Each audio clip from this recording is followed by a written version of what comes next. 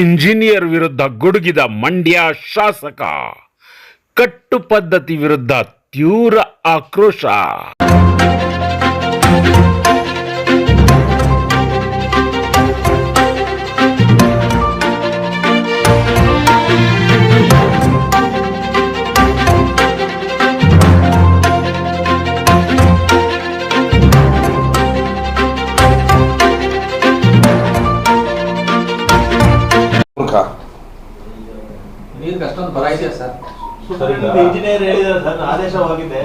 ಆ ಇಂಜಿನಿಯರ್ನ ಈ ಕೂಡಲೇ ನಮ್ಮ ಸರ್ಕಾರ ಸಸ್ಪೆಂಡ್ ಮಾಡಬೇಕು. ನೀರೇನು ಇಟ್ಕೊಂಡು ಏನು ಬಾಯಿಗೆ ಮಣ್ಣಾಕಬೇಕಾ? ನಾವು ನಮ್ಮ ರೈತರು ಹೋದ ವರ್ಷನೂ ಬೆಳೆ ಬೆಳೆದಿಲ್ಲ, ಈ ವರ್ಷನೂ ಎಲ್ಲ ರೈತರಿಗೂ ನಾನು ಈ ಮೂಲಕ ನಿಮಗೆ ಹೇಳೋದಿಷ್ಟೇ, ಫೆಬ್ರವರಿವರೆಗೂ ಯಾವುದೇ ನೀರಿನ ಸಮಸ್ಯೆ ಇಲ್ಲ, ಯಾವ ಕಟ್ಟು ಪದ್ಧತಿನೂ ಇಲ್ಲ. ಅದು ಯಾಕೆ ಆ ಇಂಜಿನಿಯರ್ ಅದನ್ನು ಪೇಪರ್ಗಳಿಗೆ ರಿಲೀಸ್ ಮಾಡಿದನ್ನು ಗೊತ್ತಿಲ್ಲ. ಅವ್ನು ಸಸ್ಪೆಂಡ್ ಮಾಡಿ ಫಸ್ಟು. ನಾವು ಡ್ಯಾಮ್ ಕಟ್ಟಿರೋದು ತಮಿಳ್ನಾಡಿಗೆ ನೀರು ಕೊಡೋಕ್ಕಲ್ಲ, ನಮಗೆ ರೈತರಿಗೆ ನೀರು ತೊಗೊಳೋದಕ್ಕೋಸ್ಕರ. ಬಟ್ ಒಂದು ಸಮಸ್ಯೆ ಅಂದರೆ ಹುಲಿಕೆರೆ ಬುಗ್ಗದಲ್ಲಿ ನಾವು ಎಷ್ಟೇ ನೀರು ಬಿಟ್ಟರು ಅಲ್ಲಿ ತೊಗೊಳೋದು 2500 ಕ್ಯೂಸೆಕ್ಸ್ ನೀರನ್ನು. ಮಳೆ ಬಂದು ನಮಗಿಂತ ಜಾಸ್ತಿ ನೀರು ಹೋಗಿರ್ಬೇಕಾದ್ರೆ ಅವ್ರಿಗೆ ಎದುರುಕೊಂಡು ಅವ್ರಿಗೋಸ್ಕರ ಪೇಪರ್ ಸ್ಟೇಟ್ಮೆಂಟ್ ಮಾಡಿದ್ದೀವಿ, ಆ ಸ್ಟೇಟ್ಮೆಂಟ್ ಮಾಡಿದ್ವಿ. ಎದುರುಕೊಳ್ಳೋ ಅಷ್ಟು ನಾವೇನು ಮೂರ್ಖರಲ್ಲ ಕನ್ನಡಿಗರು. ನಮ್ಮ ಹತ್ರ ಸಾಕಷ್ಟು ನೀರಿದೆ. ಮಂಡ್ಯದ ರೈತರಿಗೆ ಬೆಳೆ ಬೆಳೆಯೋದಕ್ಕೆ ಈ ಬಾರಿ ನೀರನ್ನ ಕೊಡ್ತೀವಿ. ನೀರು ಕೊಡ್ಲಿಲ್ಲ ಅಂದ್ರೆ ನಾವು ಕೊಡಿಸ್ಕೋತೀವಿ. ನಮಗೆ ಗಮನಕ್ಕಿಲ್ದೇನೆ ಯಾವ ಅಧಿಕಾರಿ ಇದನ್ನು ಕೊಟ್ಟಿದ್ದಾನೆ ಅವನ್ನ ಸಸ್ಪೆಂಡ್ ಮಾಡಬೇಕು ಅಂತ ನಾನು ಸರ್ಕಾರವನ್ನು ಒತ್ತಾಯಿಸ್ತೀವಿ.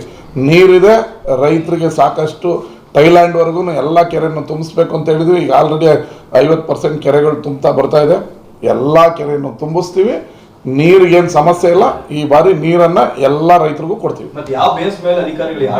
ಅದೇ ಗೊತ್ತಿಲ್ಲ, ಯಾವ ತಮಿಳ್ನಾಡಿನ ಬಂಟಂಕಿಗಳು ಇಲ್ಲಿದಾರ ಏನೋ ಗೊತ್ತಿಲ್ಲ ನಮಗೂ.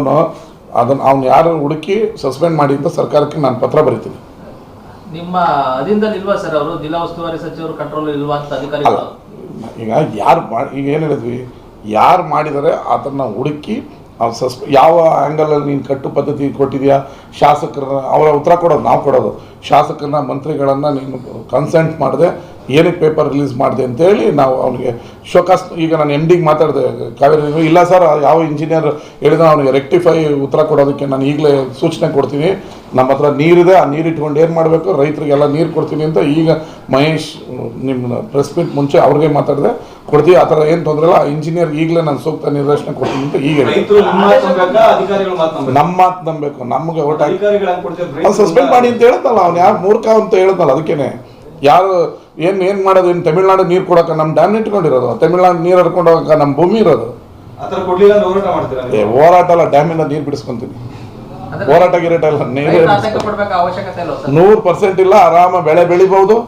ಈ ಬಾರಿ ಸಾಕಷ್ಟು ಬೆಳೆಗಳಿಗೆ, ಗದ್ದೆಗಳಿಗೆ, ಥೈಲ್ಯಾಂಡ್ಗೆ ನೀರು ಕೊಡ್ತೀವಿ. ಅದ್ರಲ್ಲಿ ಏನು ಸಮಸ್ಯೆ ಆಗಲ್ಲ ಸರ್. ಮತ್ತೊಂದು ಕೆರೆ ಕಟ್ಟೆಗಳಿಗೆ ನೀರು ಹೋಗ್ತಾ ಇಲ್ಲ ಅನ್ನುವಂಥ ಆರೋಪ ಇದೆ ಸರ್. ಇಲ್ಲ, ಹೋಗ್ತಾ ಇದೆ.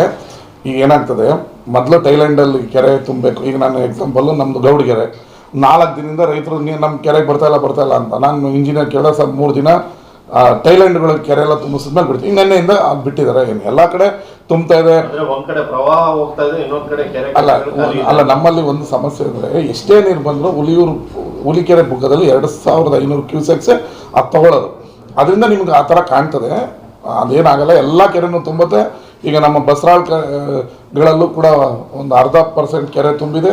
ಈಗ ಬಸರಾಳ್ ಕೆರೆ ತುಂಬ್ತಾ ಇದೆ, ಮುತ್ತೆಗೆರೆ ಕೆರೆ ಎಲ್ಲ ತುಂಬ್ತಾ ಇದೆ. ಈ ಬಸರಾಳ್ ಕೆರೆ ತುಂಬಿದ್ರೆ ಇನ್ನು ಮಾಚ್ಕೋನಹಳ್ಳಿ ಕೆರೆ ತುಂಬಿದ್ರೆ ಫುಲ್ 100% 42 ಕೆರೆನೂ ತುಂಬ್ದಂಗೆ ಆಗುತ್ತೆ. ಹೇಮಾವತಿಯಿಂದ 250 ಕಿಲೋಮೀಟರ್ ಆಚೆಯಿಂದ ಬರ್ತಾ ಇರೋದು.